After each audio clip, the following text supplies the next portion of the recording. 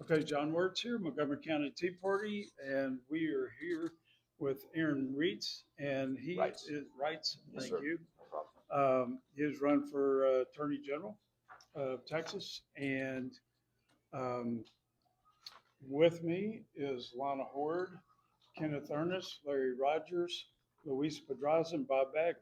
Welcome. Great. I'm happy to be here. Thank you. Thank you. As we discuss, if you would like to take up 5 minutes and tell us a little bit about yourself. I have the timer here. Um, what a little bit about your background, what you're running Yeah. for, what you're bringing to the table. Yeah. Well, I appreciate that, and I really do appreciate not only you guys gathering here today, but the rigor with which you guys are vetting candidates, not only statewide, but I know some of the other races that you're looking at locally in the region and at the state level is really impressive, and I think it speaks volumes to how seriously you take not only what you're doing with the Montgomery County Tea Party, but also these positions, the kinds of questions that you ask. The interview that we have scheduled, which I've been told is 3 hours long, which I look forward to doing it. But you take this stuff seriously, and not a lot of someone who's traveled around the state sort of nonstop, not only for this campaign, but for Cruz's 24 and Paxton's 22 campaign. You guys take it. You guys are the real deal. So I'll tell you a little bit about AG. Um, I believe that we are in a battle for the soul of our state and our nation. I think that we're in a civilizational, existential, and spiritual conflict with the forces of the left. And I know from personal experience that the primary arena in which we fight those forces is the justice system. Now, President Trump understands this very well. He not only ran primarily on a campaign of stopping left wing lawfare, but also doing something about stopping it. And it was that shared view for how critical the stakes were in the justice system, up and down the chain of the court system, which is why he ultimately brought me on to his senior ranks of the Justice Department. I was one of the very first senior executives nominated to serve in a leadership capacity at DOJ. And when he nominated me back in December of 2024, we're coming up at about a year mark since I started going down to Mar-a-Lago to go visit with him and the team. He said that Aaron Reitz is a true MAGA attorney and a warrior for the Constitution. Why? Because he looked at my background and he saw the fact that I had spent my entire legal career and even really my pre-legal career as a Marine officer fighting, fighting, fighting against the dark forces of the left in court at every level in state and federal courts and winning. And he looked at the landscape. He won by huge numbers, not just with the Electoral College, but the popular vote. And he said, I want lawyers, I want battle tested attorneys who I can trust to go lead legal troops into legal combat and deliver on the America First law and order agenda. And one of the first guys that he brought on board was me. Now, on the one hand, Trump's true MAGA attorney and warrior for the Constitution. Look, in my opinion, that is an apt description of the kind of attorney general that we need next. But the reason for it is because he saw somebody who started his career as a Marine officer, Afghanistan war veteran, law student, who even in law school was leading nationally recognized conservative legal organizations, someone who graduated from law school, clerked on the Texas Supreme Court, spent several years in private practice, became Attorney General Ken Paxton's deputy, served for 3 years under him as his offensive coordinator. And when I was his deputy, I brought 46 lawsuits against the 46th president. I won 85% of those cases. But it wasn't just Texas v. Biden issues that I was leading. It was everything. It was big tech, big pharma, big blue cities and counties that were trying to still do COVID lockdown in 2020 and 2021. It was election integrity. It was all of the hot issues that we gathered around this table care about that I led as Paxton's deputy. And it's a huge reason why I've earned Attorney General Paxton's endorsement to succeed him. He saw me then serve as Senator Ted Cruz's chief of staff and then brought me to the Justice Department to serve as the presidentially appointed Senate-confirmed head of the Office of Legal Policy at DOJ. When I got confirmed by the United States Senate, I got confirmed by straight party line vote. I got 0 Democrat votes, I'm proud to say. In fact, I would have been embarrassed had I gotten a single Democrat vote. I would have thought, what did I do in my past to make a Democrat comfortable voting yes on me? And in fact, the senior Democrat on the Senate Judiciary Committee, when I got confirmed, Dick Durbin from Illinois, he said Aaron Reitz is a menace to the rule of law and a danger to democracy. Cory Booker said I sent chills down his spine. This is the kind of threat that I present to the left. It's someone with this kind of background that ought to be the next Attorney General of Texas. Remember, we as a grassroots, we haven't had to choose an AG in over 10 years in an open primary. Remember, Article 4, Section 22 says, quote, the Attorney General shall represent the state of Texas in all courts and pleas. This is a legal, law enforcement, executive branch job. It is not a legislative job. And so anybody coming to you talking about their legislative record, you can say, thanks for your legislation. What's your legal record? This is a lawyer's job. This is the chief legal officer of Texas. And what I offer is a winning legal record, leading legal troops into legal combat, winning for our conservative values. And that's what I'm going to deliver as the next AG of Texas. All right, thank you for that. Are you still in that position that you went to work for Trump? No, sir. With the president's and the United States Attorney General's full blessing, after about 3 months of due diligence this spring and summer, I got the full permission to resign from that post and then deploy to Texas. Now, to be clear, we never moved our family up to D.C. Even when I was Cruz's chief, I was commuting back and forth. When I was at DOJ, I was commuting back and forth. And so in mid-June, I got the president's, the attorney general, and many other people's blessings to leave that particular position and then come pursue this position. And what you can see, and it's freely available on social media, or I can forward it to you all if anybody's interested. What's very clear, you look at all the public statements that Attorney General Bondi put out, the Deputy Attorney General, FBI Director Kash Patel, Borders Czar Tom Homan, so many others, at least 24 positive statements, what I call statements of encouragement, because they can't use the word endorsement when they say something only the president can endorse in the executive branch.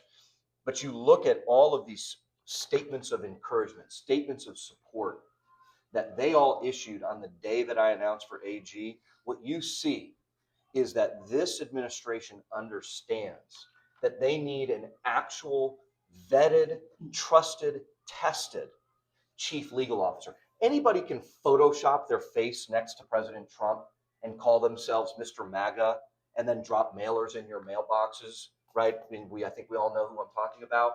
But that doesn't make a person suited to lead legal troops to advance the America First law and order agenda.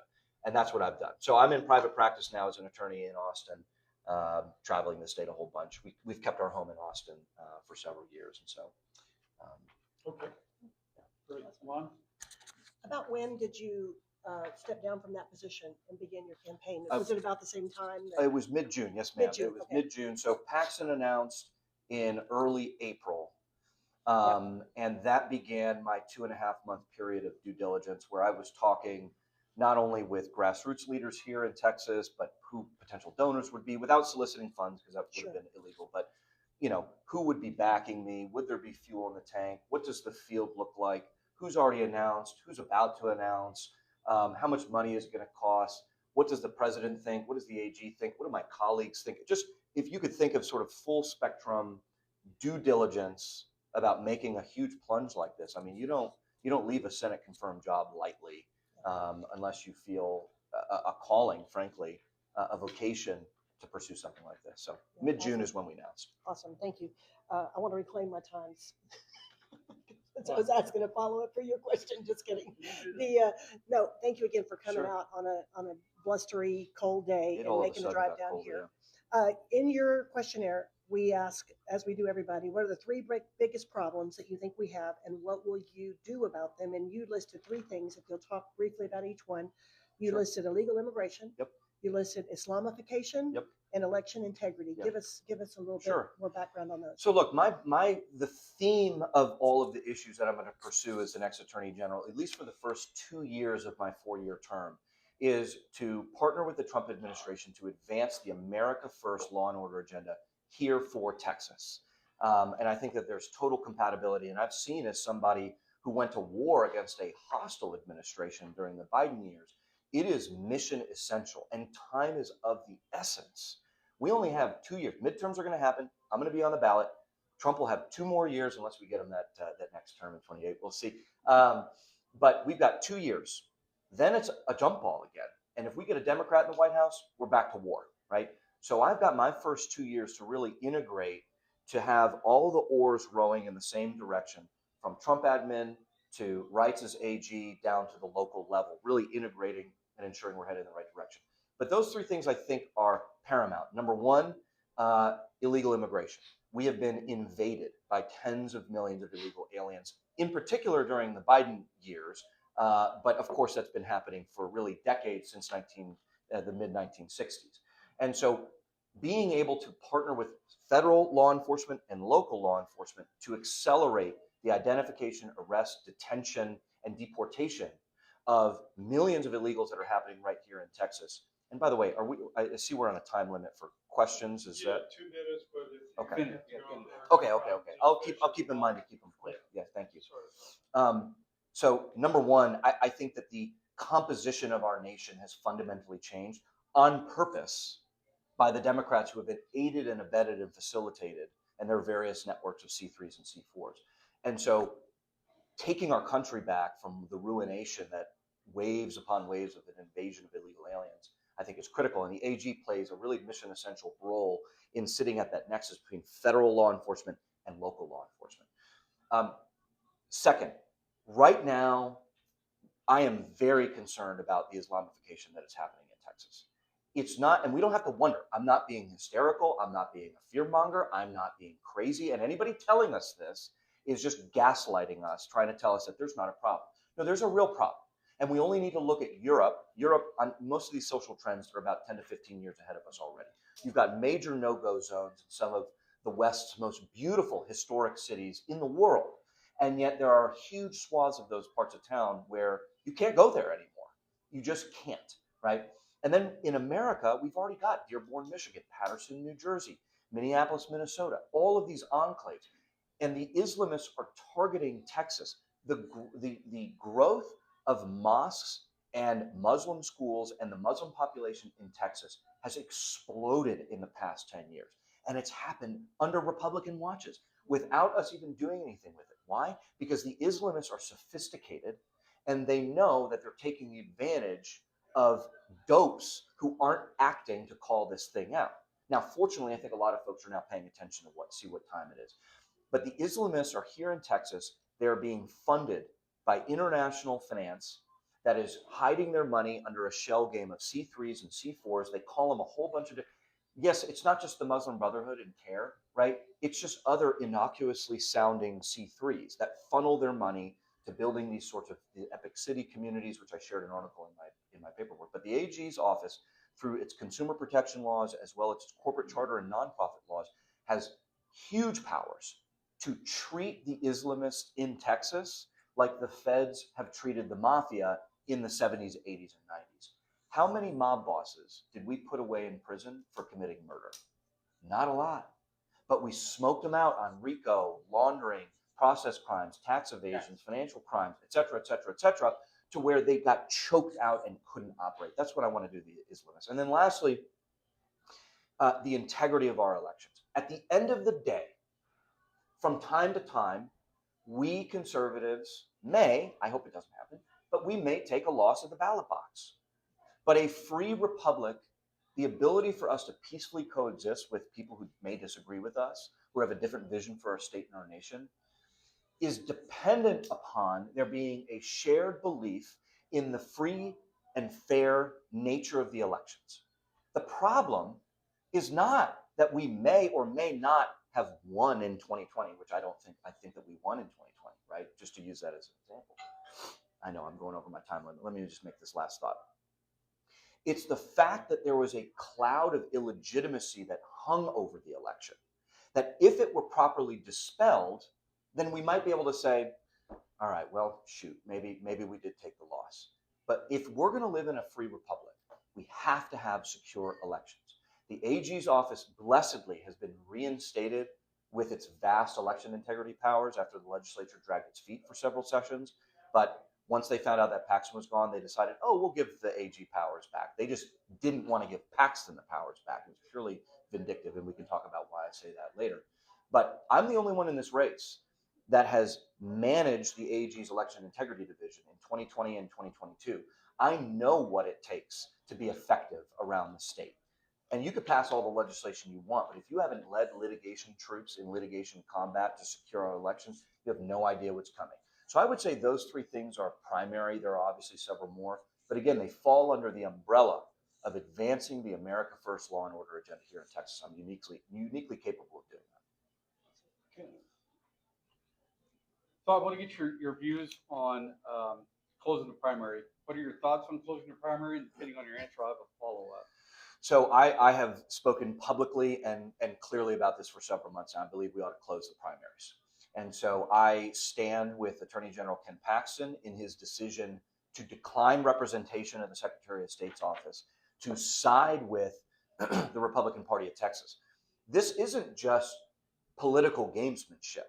What is fundamentally at issue is the First Amendment's freedom of association rights. Okay, that's one of the often overlooked clauses that is right in the First Amendment. We often talk about freedom of speech, freedom of religion, freedom of the press, etc. But there is freedom of association. And the Republican Party of Texas has made clear that it's not just a public park for you to just come discard your things upon.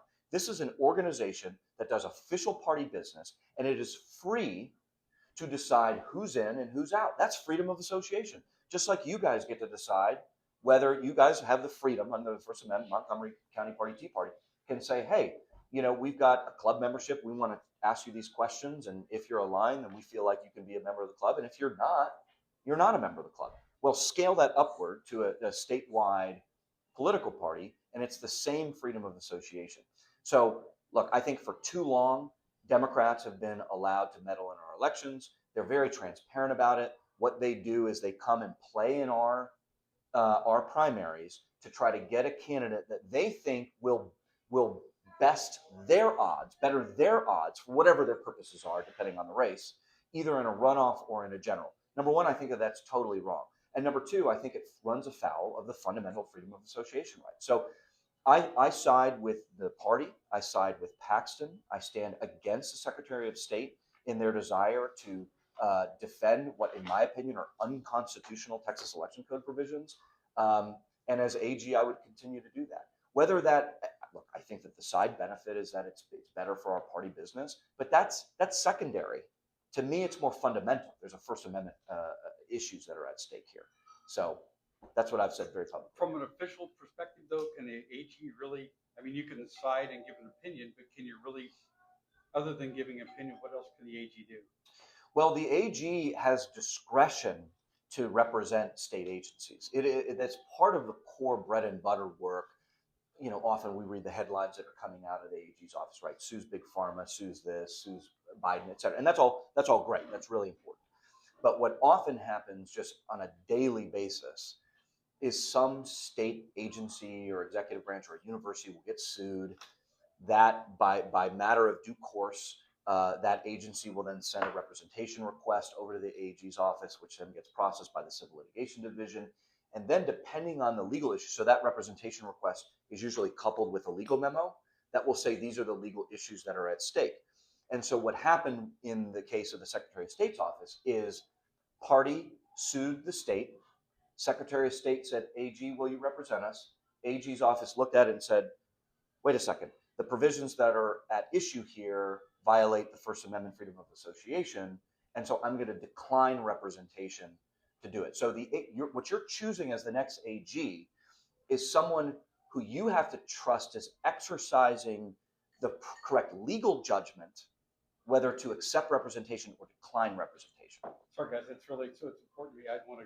The next following question is, so does Secretary of State have to then hire private counsel to represent them as opposed to the AG? That's correct. Now, you say, well, that is, we don't want the Secretary of State to spend taxpayer dollars. Okay. That's on the Secretary of State then to either just non-suit it or come to a settlement agreement. That's her choice to blow your taxpayer dollars. And then who appointed her? Governor Abbott. Yeah. That's a separate issue. Yeah. But like the fact that the Secretary of State has chosen to spend, at least the estimates right now, and I think this will balloon actually as it gets appealed, $1.5 million to hire outside counsel. That's a reason to not fight the litigation, actually, right? And so it's not the AG's fault for putting the Secretary of State in a position, what, to litigate? What is he obligated to litigate something or defend something that's unconstitutional? No, his highest oath is to the Constitution. Right. And so, yeah, that's what I would say to that. Thank you. Yeah. One of our questions was on the form was it, what can the AG do or have you done to end the practices of sanctuary cities in Texas? Could you elaborate and explain that, please? Yeah, sure. So in 2017, the legislature and the governor signed into law that's commonly referred to as SB4. This is the anti-sanctuary city bill, which is it's great. It's good. I think that we should be happy with this bill. And unlike a lot of bills that the legislature passes and then pats themselves on the back and does their little photo op, it actually provided the AG with teeth to take affirmative action. I don't want to say affirmative, you know what I mean? Like take actual steps to litigate against jurisdictions that were flouting SB4. One of the most, I would say, hottest areas of litigation on the anti-sanctuary city bill is in San Antonio. So that even when I was Paxton's deputy from 2020 to 2023, we were still suing and litigating and appealing against the city of San Antonio, and in particular, its police department for its chief's refusal to adhere to the anti-sanctuary city law. So right now, and then we ended up reaching a settlement. They had to pay the state a ton of money and they had to comply with the law. But right now, it is difficult to find cities in Texas that are openly defying the sanctuary city law. It's been pretty baked in. What you find now are the big blue cities and counties that are openly defying federal immigration law enforcement. And so SB4 since 2017 has been like pretty thoroughly baked because, and the precedent has been set. I'm the only one in this race that has actually worked on anti-sanctuary city. Again, what are my opponents going to do? They're going to come in here and they're going to say, well, I voted yes on SB4. It said, okay, well, who cares? Are you running for re-election to the legislature, or are you running to be the state's attorney who has actually taken that weapon off of the wall of the armory and used it on offense to go against cities? I'm the only one that's done it, and I've been successful as against San Antonio. SB4 is a good bill. We'll continue to sniff out political subdivisions in the state that are violating it, but right now, when it comes to flouting immigration law, what you find are not violations necessarily of SB4 as much as you find big blue cities and counties and their leaderships openly refusing to partner with federal immigration or federal immigration law enforcement, or the local law enforcement that has partnered with the feds on 287G agreements to also be an extension of federal law enforcement. So that's a separate problem than sanctuary cities, which is it's a problem. But anyway, I know the timer has gone off already. But my only point here is I'm the only one that's actually litigated sanctuary cities. I don't care if you voted for it or not. I did it in court and I won. Okay, I'm really big on election integrity. I think if we can fix that, that will fix a large portion of some of the issues we have. Totally. So first thing is there are election laws right now in the books. The problem is two problems. They have no teeth most of the time, and Totally. the SOS. They're not enforcing a lot of the election criteria. Is there anything you can do as attorney? And you kind of talked about that a little bit, but I'd like some clarification. What can you do as Attorney General, new Attorney General, to help the SOS figure out what they're supposed to do? Yeah. And yeah, no, it's a great question, and there are a few things that the AG can do. First of all, Louis, I agree with your diagnosis that a lot of these laws are toothless, and the Secretary of State often becomes a sort of like black hole. I've worked intimately with the Secretary of State's office. I don't have any personal beef with Jane Nelson, and frankly, you can replace the Secretary of State with whoever. There's a bureaucracy that is rotten to the core in the Secretary of State's office. I mean, when you think of like the deep state, it doesn't get any worse, in my opinion. than the Secretary of State's office in Austin. These people will do nothing. They take your complaint, they file it away. It collects dust for years before statute of limitation runs, and they don't refer it over to the AG's office. So we could sit here, we could complain about the Secretary of State for a long time, but I know my time is limited. So there are several things that the AG's office can do. Number one, as I mentioned, the legislature finally, after dragging its feet for several sessions, reinstated the AG's prosecutorial jurisdiction over violations of the Texas Election Code. You will recall the Stevens decision in 2021. The Court of Criminal Appeals purported to say the AG couldn't do that under the Texas Constitution. It was a manifestly stupid decision. And in fact, it was purely vindictive against Paxton. The Court of Criminal Appeals just didn't like Paxton, and so they concocted a legal argument to say, Paxton, you can't do anything about it. They were mad at him for he and I filing Texas v. Pennsylvania, the constitutional challenge to the 2020 presidential election, which we filed against all the squishes who told us not to do that. And so the Court of Criminal Appeals said, well, if you're going to do that, we're going to strip you of your powers. Then the legislature waited until Paxton announced that he wasn't going to be the AG, and then said, oh, we need to take this very seriously all of a sudden, right? So they reinstated the powers. So now there's a whole new wing of this armory. I always refer to the AG's office as sort of an armory. The AG presides over these weapons, and the question is who has used these weapons in combat to deliver results, and I'm the only one that's done it. And so there was this whole wing of the armory called election integrity that was shut off until 2 seconds ago. And so step one really is going to be refamiliarizing the office and all of the various election integrity litigators, the election integrity division, our various branch offices that are in the major big blue cities and counties, retrain them on those tools that they've gotten maybe a little bit rusty on since we haven't used it in a long time. That's the first step. Second step is typically election integrity complainants will file their complaints with the Secretary of State's office, where it often goes to die. And it's patriots like you guys, and I know this from personal experience, again, as the only one in the race with personal experience with this, we often rely on the grassroots who are volunteering as poll watchers to be the first ones to alert us that there's something bad that's happening at a certain poll location, right? Now, your SOPs, right now the SOPs are you go to a hotline with the Secretary of State's office, and then it goes there and nothing happens. What I want to do as AG, and this will cost me nothing, but we did it in certain areas, and I found it to be very successful, is just open parallel and identical complaint lines so that we skip the step of having you have to go to the Secretary of State's office before I can take action. So what it results in is, let's say you see something that happens at the polls. You go to my website instead of the Secretary of State's office. I can do a preliminary check on the legal strength, right? And if I sniff it and it doesn't pass the smell test, I say something's weird here. Then it gives me the initiative to go over to the Secretary of State's office and say, process this right now and make a referral over to me so that we can tighten it up, because there are certain statutory requirements where we have to communicate with the Secretary of State's office.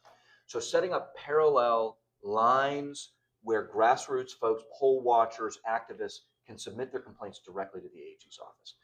The third thing that can be done is the often overlooked but very powerful bully pulpit of the AG's office.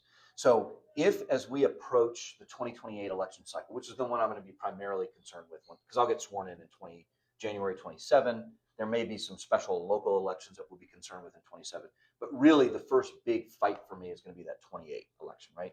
So what we want to do is prep the field, right, with AG opinions, legal memoranda, public statements, a speaking tour, just bully pulpit stuff, where we put the Secretary of State, box her into a position where she has to make certain decisions. Otherwise, there will be an uproar for her to be removed or whatever. And look, we do that with respect. I'm not here to go seek Jay Nelson's head on a pike. I mean, that's not why I'm not running for office to cause the Secretary of State problems per se. But the AG needs to provide the legal parameters, right? Create a legal ecosystem in which the Secretary of State pulls its head out of the sand, deals with the bureaucracy that's just sitting on all these problems. So that's what I would say. In sum, actually use the tools to litigate, create a legal ecosystem, and create parallel lines where you can go directly to the AG's office.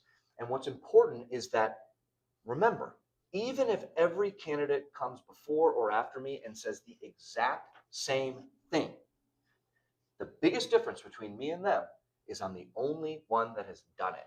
You are having to hope that the other ones are going to follow through, or that they even know how to run the playbook that they're handed. They don't.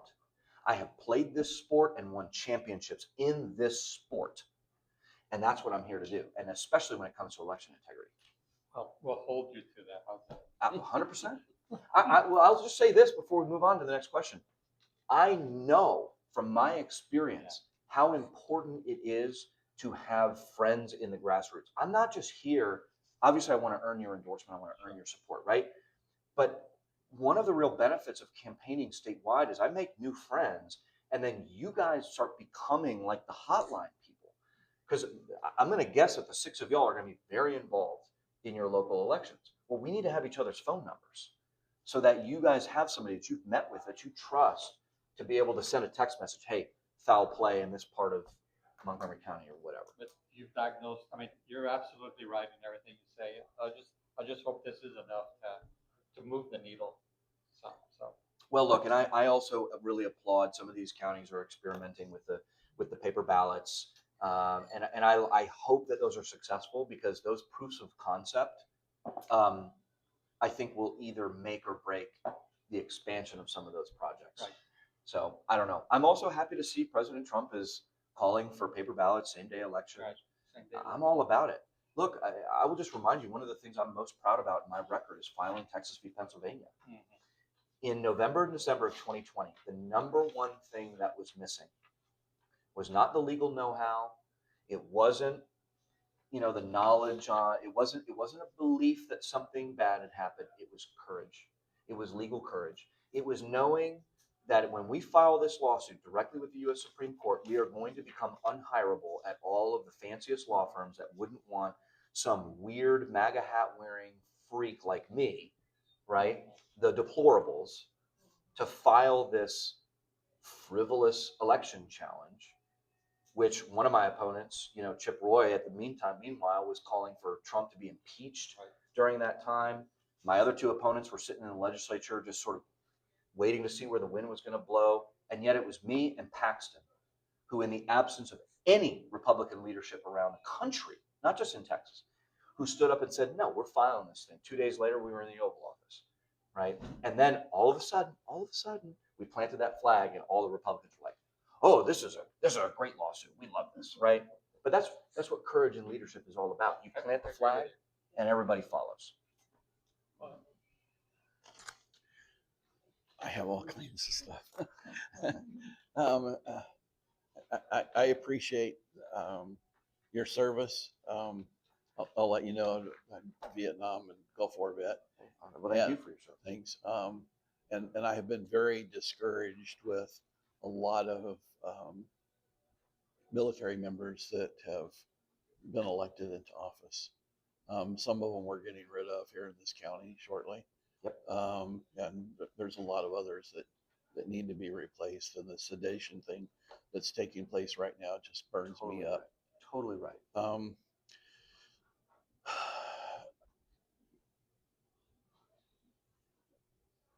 I'm sure you've read the Republican Party of Texas platform. For sure. Is there anything that you disagree with? I can't think of a single thing that I disagree with. Now, we could sit here and say, do you have a nuanced take to provision 1, 2, 3, 4, 5? Maybe. But off the top of my head, there is nothing. I have studied it. I've read it. I've signed, even when I filed for office back on November 10th, the 250th birthday of the United States Marine Corps. I chose that on purpose. And, you sign a document that says, you agree to uphold all the planks of the party. 100%. I can say that with a clean conscience. We get a lot of people that sign that. Sure. We don't get a lot of people that uphold that. We get a lot of people that swear in to say that they'll uphold the Constitution of Texas and the United States. Right. And that doesn't happen either. Yeah. So I'm encouraged with your history of fighting, and we do have a lot of problems that need to be resolved. And one of them, I know we talked about Secretary of State. I'm not trying to harp on her but the position. What can we do to get that as an elected position instead of appointed so that changes can be made? Yeah. So I'll respond to a couple things and I'll address that head on. So first of all, I think I share, as someone who's a veteran of the Afghanistan war, there's a lot of guys about my age who are sort of coming to a point in their careers where, they're mid-career professionals. They feel this calling to serve. It's a sense of duty. The problem with a lot of that I've observed, because I share some of your concerns with a lot of guys, it's great. We love that men and women who have served in the military feel a similar patriotic call to serve in office. That in and of itself, no problems with that, right? The difference, I think, between me and a lot of some of the other veterans whose service I respect. I'm not throwing shade on anybody. If they served, God bless them. They deserve credit for that. But oftentimes what you find is where men and women served in uniform and then they're running for political office on their record in uniform, like the fact that they served in the military only, right? Think Dan Crenshaw, for example, right? This is somebody who had like this just stud military, but that's all it was. Like there was nothing else. It was elect me because I'm a Navy SEAL, right? I'm not running on elect me because I'm a Marine.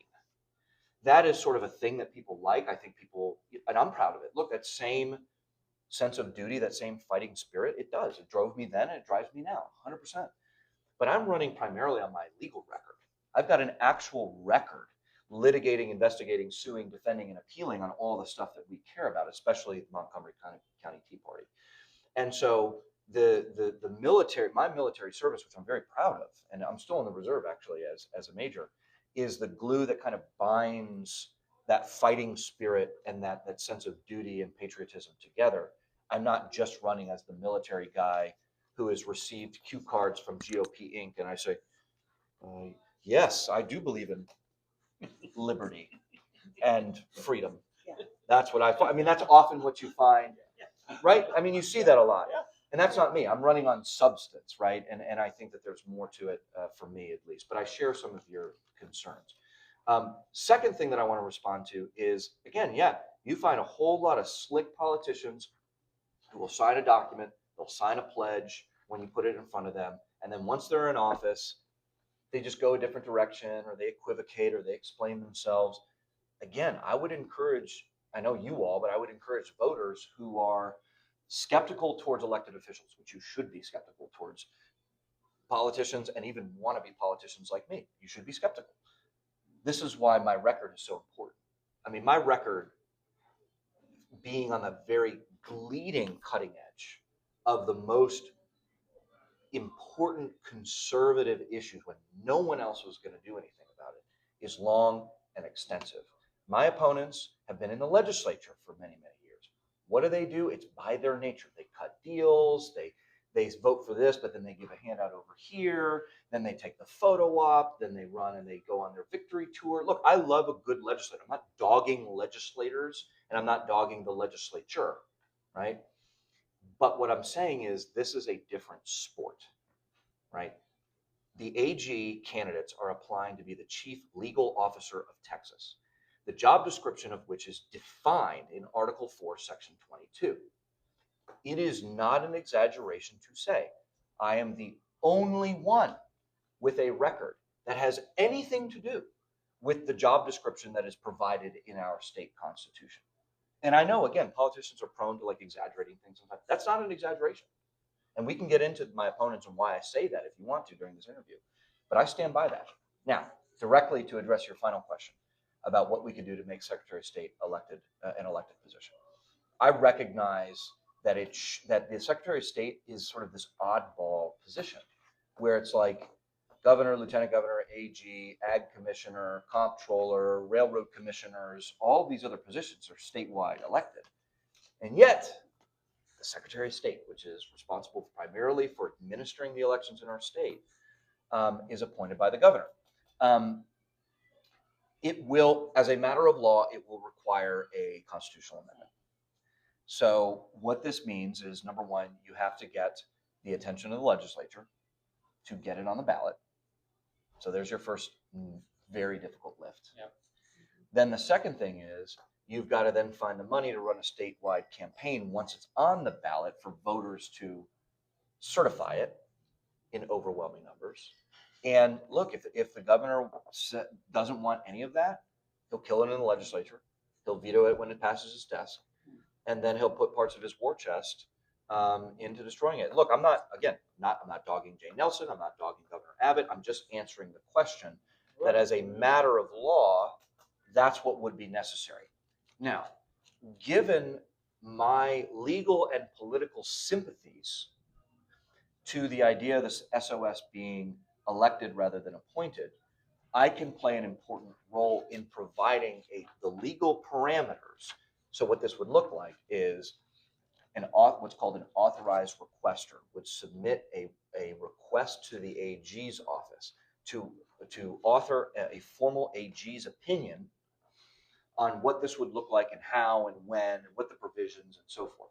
Then that provides that AG opinion then becomes basically the legal memo to go shop around the legislature to make a whole bunch of bean counting legislators, which is what they should do. That's what they do. They respond to wherever the wind is blowing. Even the best ones, they respond to where the wind's blowing, right? That's the nature of the legislature. It then makes them more comfortable considering it. Then maybe it's considered on a full hearing one session, but then it dies. But then that provides the framework to then get it out of a committee the next session. Then you might get a full floor vote. But that's how it's done. That's what would happen. Sounds like a resolution we need to Yeah, gin up in the party. but it is a high bar. Yeah, Very high bar, nonetheless. but to one that I'm sympathetic with. Yeah. Okay. And I think, look, I want to go back to this other point here. Like when we think of the deep state, we can name a million different agencies in state government, right? I could think of, we could talk for 10 minutes right now just about it. The Secretary of State's office has a pipeline of LBJ school grad students who are leftists, who then go to the hiring fairs sponsored by Texas state government. They then get all of their entry and mid-level management type roles. And at the Secretary of State's office, it's one of the hottest landing spots for these people who hate our values. And they sit there, and they'll sit there for 30 years, and no one will ever know anything about it, because we always talk about who's the Secretary of State, who's the Secretary of State, who's the Secretary of State. Well, because it's an appointed position, nobody really cares. It's just a figurehead. Really, what's leading that agency is this rotten deep state right in the middle of it. And they're the ones issuing their legal opinions. They're the ones deciding whether to make referrals over to the AG's office. They're the ones that are formulating whether to put together, a litigation package and forward it over to the Election Integrity Division of the AG's office. And the Secretary of State may not even have a clue. It doesn't matter if it's Jane Nelson or someone else. And if they do, then they flip, right? Totally. Seems like every other Yeah. year, we have a new Secretary of Well, State. before Jane Nelson came in, we thought, okay, great, we're gonna get somebody new, and it didn't change. We did get somebody new. Right. It didn't help. That's the Anyway. nature of bureaucracies. Anyway. It's like you lop the head off and it's just like the rotten fat body Yeah. just sort of sits there. Okay. How many people talk about the Soros DAs? Yeah. How many Soros DAs are there in Texas that you're aware of? I would say that it's so the two marquee, the poster children of the Soros funded DAs are in Travis County and in Harris County. So you've got Jose Garza in Travis and you've got Sean Tier in Houston, which you guys were not in Harris County, but you guys feel the effects of that. The spillover is felt here in Montgomery County. So those are the poster children. I say the poster children because they are very openly, like Soros is not hiding the ball when it comes to his financial and political support of those two individuals. They're also the poster children because they preside over, like in Harris County, even more so than Travis. These are the big blue cities and counties that I talk about.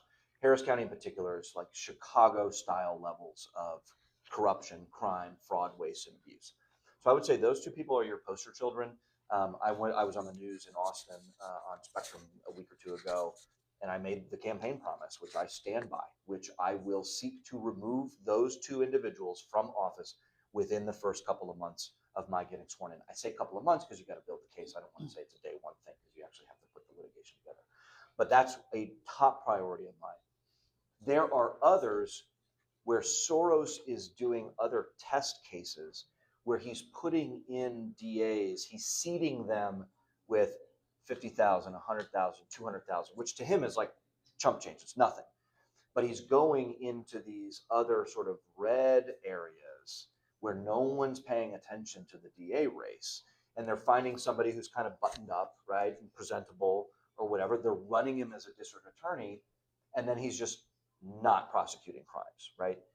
How many people could I say is a Soros-funded DA in the state of Texas?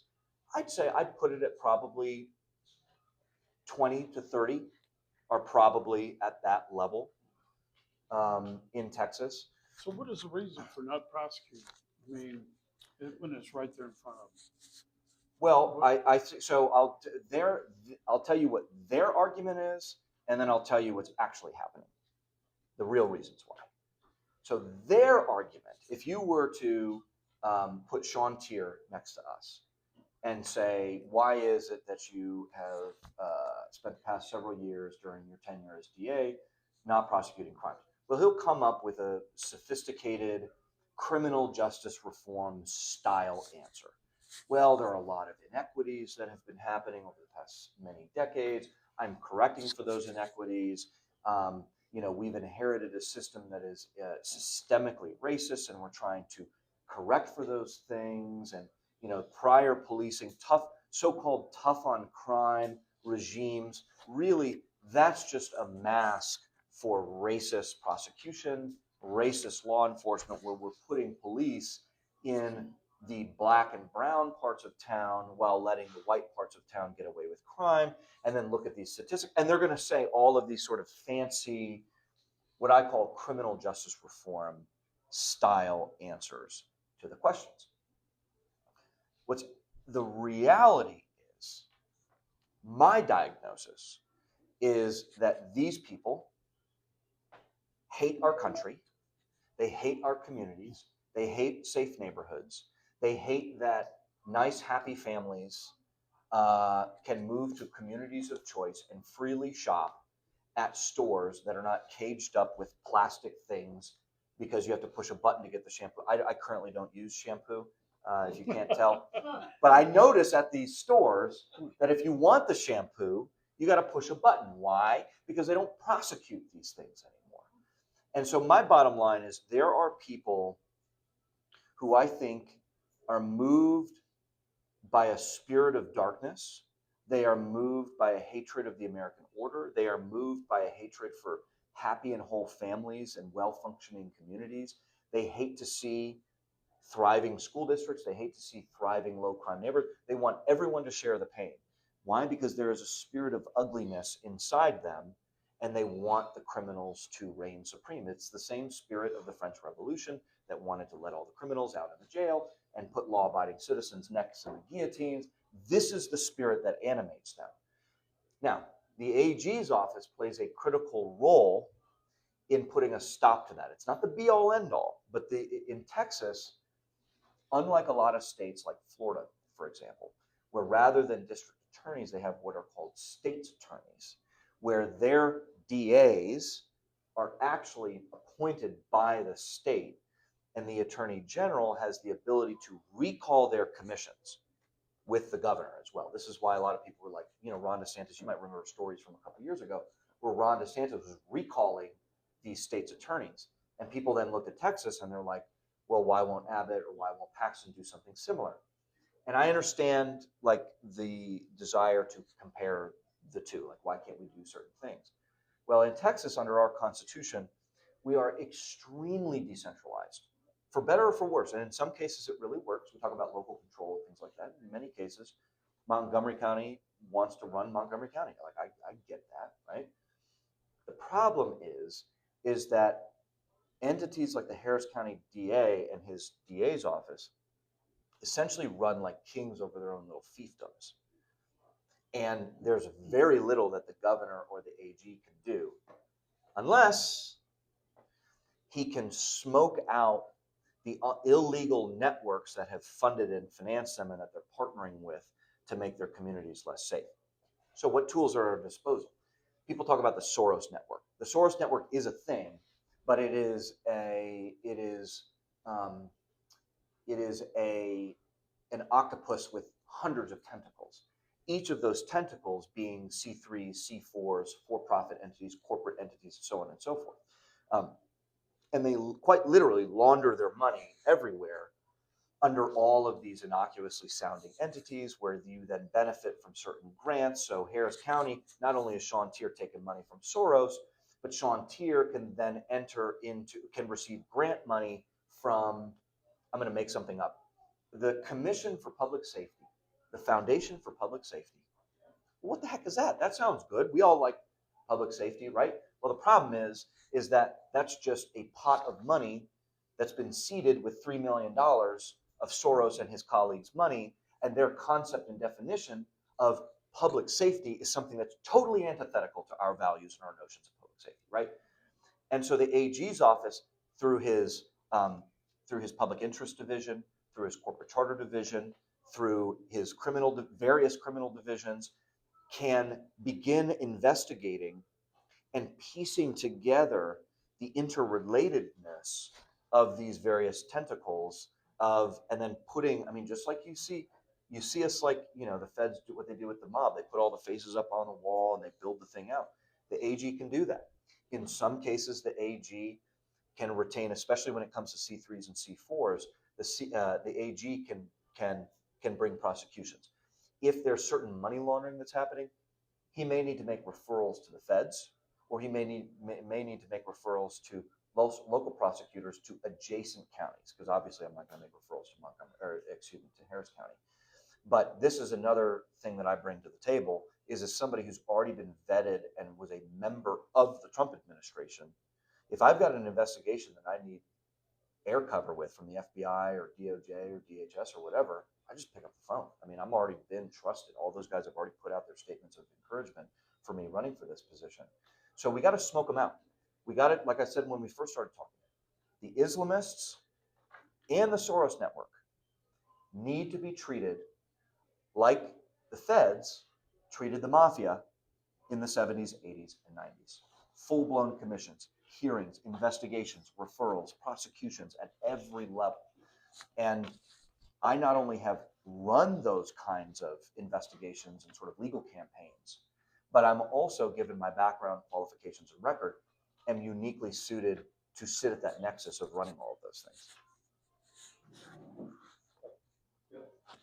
How much time? I'd have to check that time. Okay, Okay. you got a question?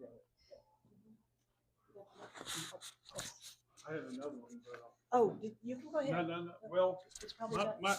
and I'll say this to them, maybe you could talk about this during closing. Mhm. And it's the governor, did he react in time to stop illegal immigration? But hold that one till the end. Okay. Or did he just sit on it and wait for Trump to do something? You need to, yeah, go ahead.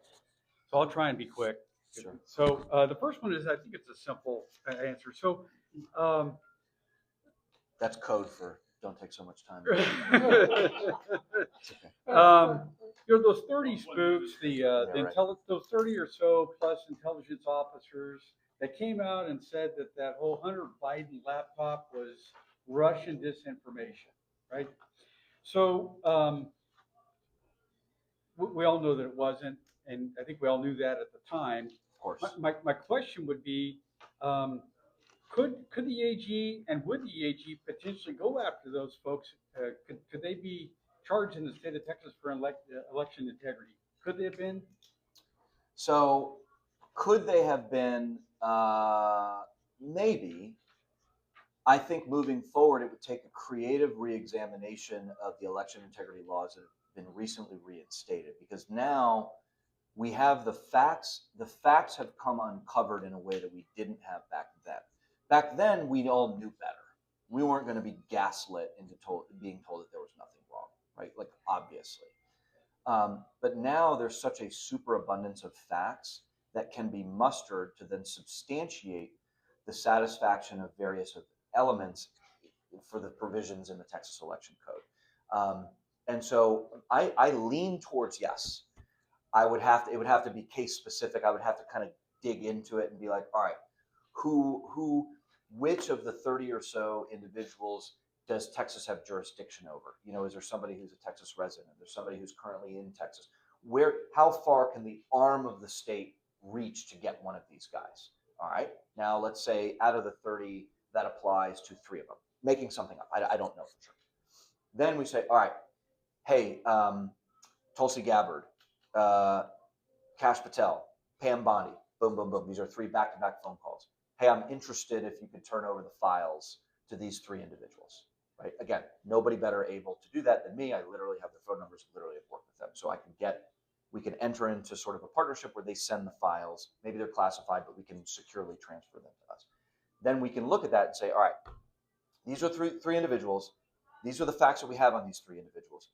These are the provisions in the Texas Election Code that we think are most viable. We don't know for sure, but let's see if we can match the facts and the law to see if we could bring a credible case.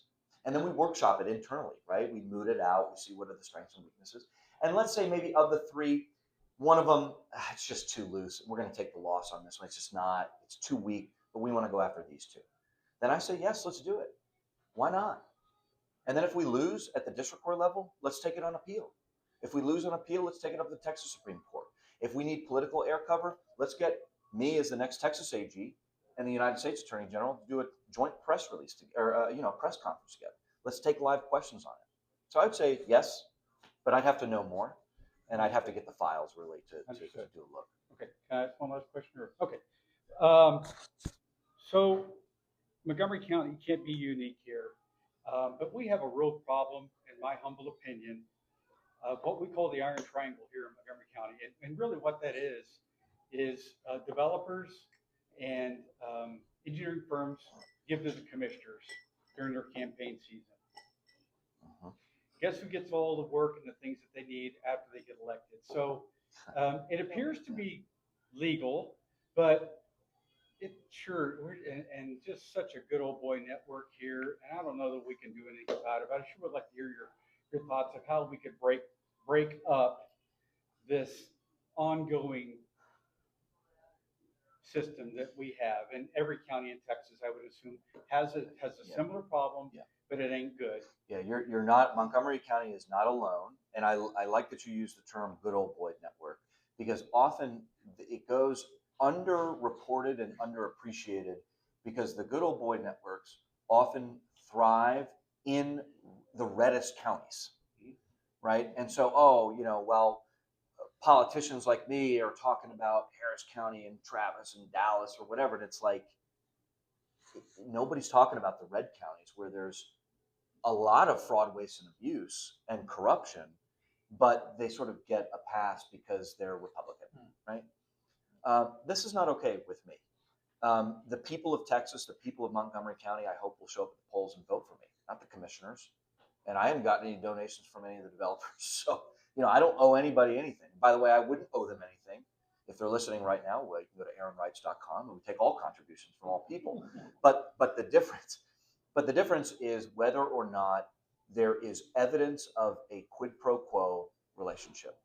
And so, look, if these developers, and I'm not as familiar with the situation as maybe you guys are, so I'm going to speak at a high level. If contributions are made and then official decisions are made to benefit uniquely, if there's concentration of beneficial decision making that befalls coincidentally the people who have bankrolled their campaigns, well, that sure as heck to me stinks like a quid pro quo and is ripe for an investigation, at least, right? So you have to have an AG, number one, that I don't owe anything other than to the people who vote for me, right? Secondly, it is very important, I think, for us as Republicans to maintain our integrity, to treat the law as blind. And yeah, some of the biggest problems come out of the big blue cities and counties, but the red counties are not immune from this sort of thing. And so as we're developing relationship on the campaign trail, that might be a blind spot for me unless you tell me about it. And then you got to come to Austin, or I come back out to Montgomery County. We sit down with our lawyers, we put it together, we say, what's going on here? And then if we're not ready to bring a lawsuit, we have investigations. And the investigation may turn up nothing. I don't know, right? But we would at least owe you a debriefing. Hey, this is what we uncovered, and here's what we thought really, there was a lot of smoke, but actually the smoke is explained by this other thing, and we don't have the basis to bring a lawsuit. At least I can look at you in the eye and tell you that. And you can have it explained in a way. But the investigation may give rise to litigation. And then we bring the litigation. And again, every single person will sit in this hot seat and tell you, oh, I very much want to do something about this. And I don't stand for fraud, waste, and abuse or corruption. I stand for public integrity. It's like, great. You ever run those plays for real? Or are you just playing video games? Because that's the difference. Anybody can chat GPT, how do I give Montgomery County Tea Party the right answers to make them like me? Right? Seriously. I mean, that's what you're going to, by the way, you're going to have to deal with that with everyone you vet. And so the question is, who has actually led investigation and legal and law enforcement teams in the pursuit of the things that we're talking about right now? Only I have done that. It's why Paxton, when he endorsed me, said, I'm the only qualified candidate in the race. He actually didn't equivocate. He didn't say, well, there's many fine people and there's some good ones, but I've known this candidate the longest and I go with him. He said, no, he's the only one who's qualified. And if my three opponents wouldn't have been trusted even to have an entry-level legal position in the senior rank, or in the Trump administration, or under the office of the Attorney General of Texas, let alone a middle management position, they want to presume to lead the largest red state law firm in the country? Excuse me, no. I appreciate the work that they've done respectively. I'm not completely dismissing them. But if you're going to run on their records, run for re-election. But don't run to be the chief legal officer of Texas. That's what I'm uniquely qualified to do. So. I have one quick question, if I may. What does an attorney general, after he decides to not be an attorney general anymore, what are his next steps? Where would he go? What would be the next position that he would run for?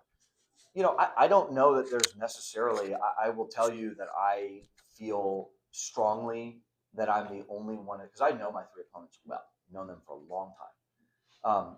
I'm the only one that is clearly champing at the bit to be the attorney general. It's very obvious that other people are using this as a springboard. In fact, their supporters told me as much when I was doing my due diligence. Oh, Aaron, why can't you wait until 2030 when person X is inevitably going to run for governor? Okay, like we all know what's happening right now. We all know that the only reason why my three opponents are running for this post is because it's the next thing that opened up for them. I'm the only one that left a Senate confirmed position. I mean, to those, if you're watching, or to those at this table who do not, you've made it. You don't have to, you write your checks at that point.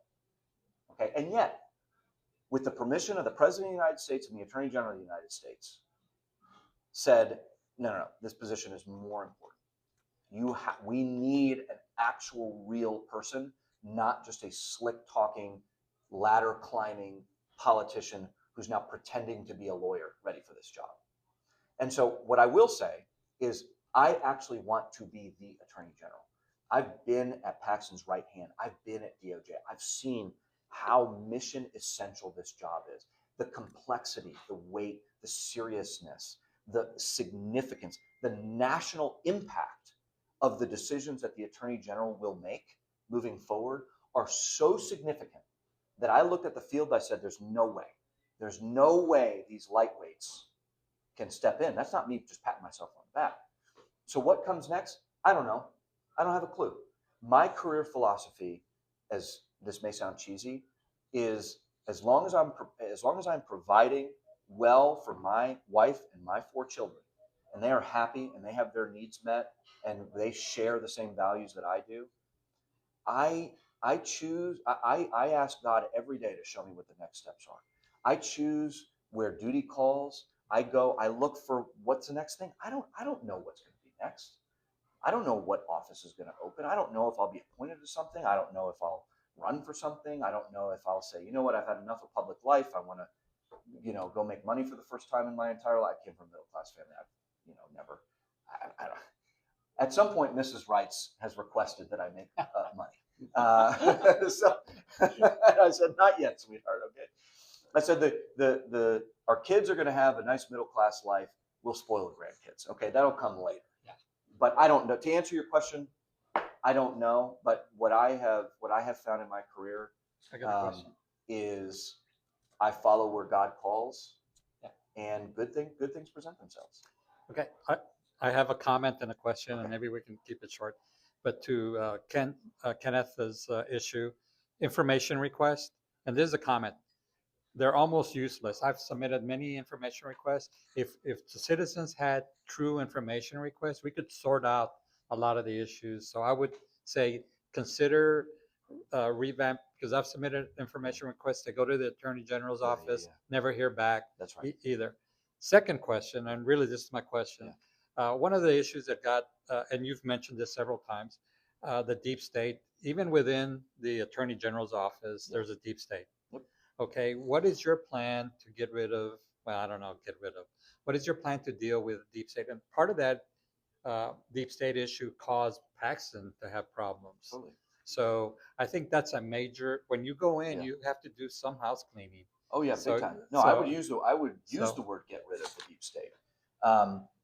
To your first for your first comment on public information, I believe I did answer that a couple times in the questionnaire, so I won't go at length right now. But it was one of the divisions I have supervised the public information division. I understand a lot of the problems that you have confronted. I've dealt with it on the outside as well.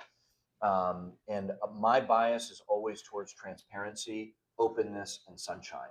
Because as you said, whether we're talking election integrity or school districts or stuff that's happening in our public school, et cetera, like we rely on activists and parents to be the front line of defense who are asking for information to be exposed.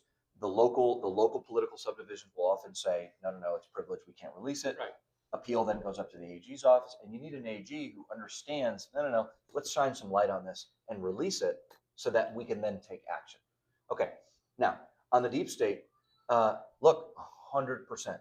The AG's office is about 700 lawyers and 4,000 employees total. There is no doubt that even with Paxton, as great of an AG as he has been, in my opinion, that it's one of the largest state agencies in Texas. And so you need an AG who knows what to look for. This is critical. And this is another strength that I bring to the table that my opponents don't have.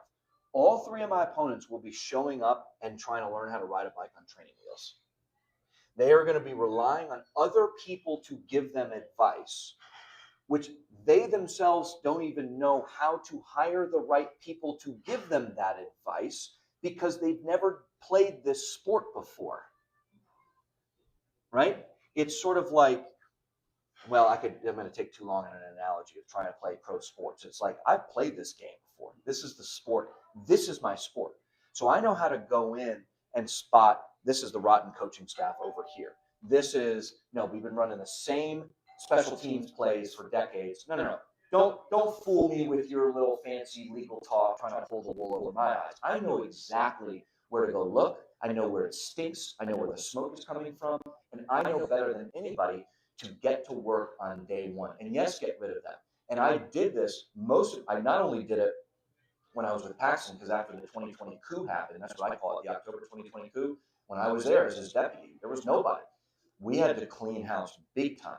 Then I had to do it again at DOJ as the presidentially appointed Senate confirmed head of the Office of Legal Policy, where we had to smoke out the deep staters at DOJ, which if you want to talk about an unwieldy executive branch agency, DOJ, but we got thousands of self-deportations just based upon the early stage spring season moves that Monty and I did to just clear stuff out. And yeah, there were still barnacles that are hanging on, but you learn that as you do cases, it's like, hey, I'd like you to bring this case against the state of Colorado for its refusal to comply with the president's energy agenda.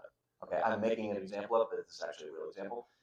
And then all of a sudden, you get a legal memo 2 weeks later from some John Doe, some litigator, who wants to give you all the reasons why we can't do it. And it's like, okay. Hey, John Doe, why don't you come up for a little meeting on the 5th floor and let's talk about your career? Not because you don't want yes men in the law. I mean, you want people to disagree robustly. But the thing is unless you have the sense for it, which I've been honing over years, that when I see someone tell me, well, if you look at this reading of the 10th Amendment, it says, and you're like, that's straight out of the left-wing political playbook, the legal playbook. I know that. My opponents will be like, oh, well, that's a pretty compelling argument. Because they don't have a clue what they're doing. They don't.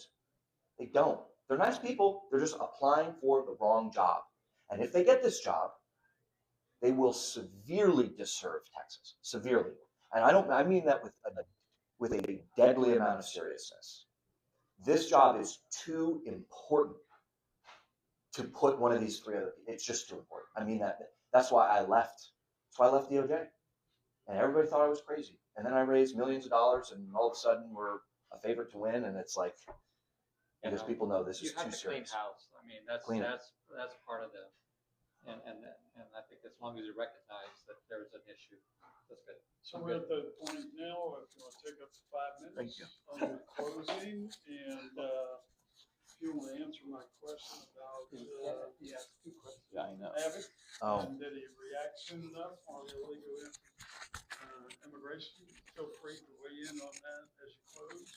Yeah, look, I think that I try not to armchair quarterback too much, but what I can tell you is that we in the AG's office acted. One of the benefits of having is this my closing, or I just want to address okay.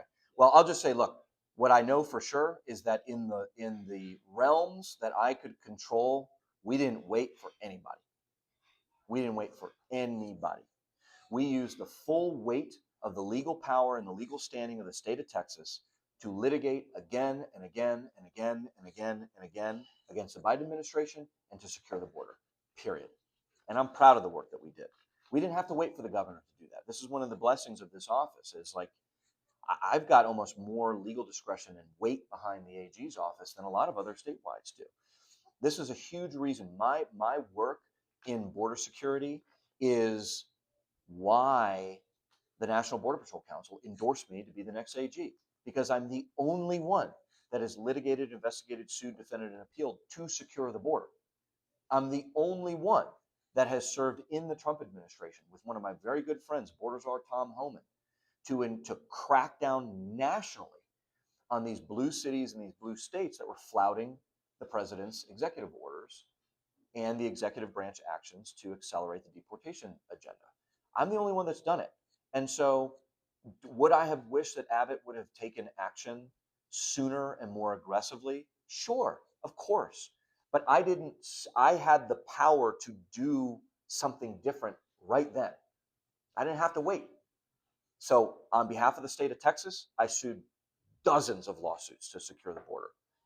Abbott's going to do what he wants to do. The legislature's going to do what they're going to do. But as the Attorney General and as Paxton's former top deputy, I did what I could in that time, and I believe I was very successful at it. Now, closing thoughts. You know, the first time I ever swore an oath to the Constitution, I was a brand new second lieutenant, and I was 22 years old. My hair was already fast approaching what it is right now. And I was a child of the war on terror. You know, 9/11 that shaped my young years. It put me on a trajectory. I don't come from a military family. I come from a middle-class family, no military service, nothing. But we were attacked, and that sent me on a trajectory. I was drawn to the Marine Corps. I was drawn to the Corps Cadets at A&M. And once I got through all that, I raised my right hand. I said, I, Aaron Reitz, do solemnly swear to support and defend the Constitution of the United States against all enemies, foreign and domestic. Now, at the time, I primarily thought about foreign enemies. That's what it was all about. I was wearing a uniform. I was probably going to Iraq or Afghanistan or something, right? I mean, I was learning Arabic. This is what it was about. I was going to war. The next time that I swore that oath was in the West Wing. And I had my wife and 4 kids at my left. I had Attorney General Pam Bondi on my right. I raised my right hand and I swore the exact same oath, word for word. I wasn't wearing a uniform. I was wearing a suit and a tie. And yet, in those intervening nearly 20 years, my experience in Afghanistan and in legal combat, fighting against the dark hordes of the left at every level of the justice system, has had me, by that point, fully convinced that the primary threats were not the foreign enemies of the Constitution, although there are many, but it was the domestic enemies of the Constitution. They are right here in our midst. They control city and state government.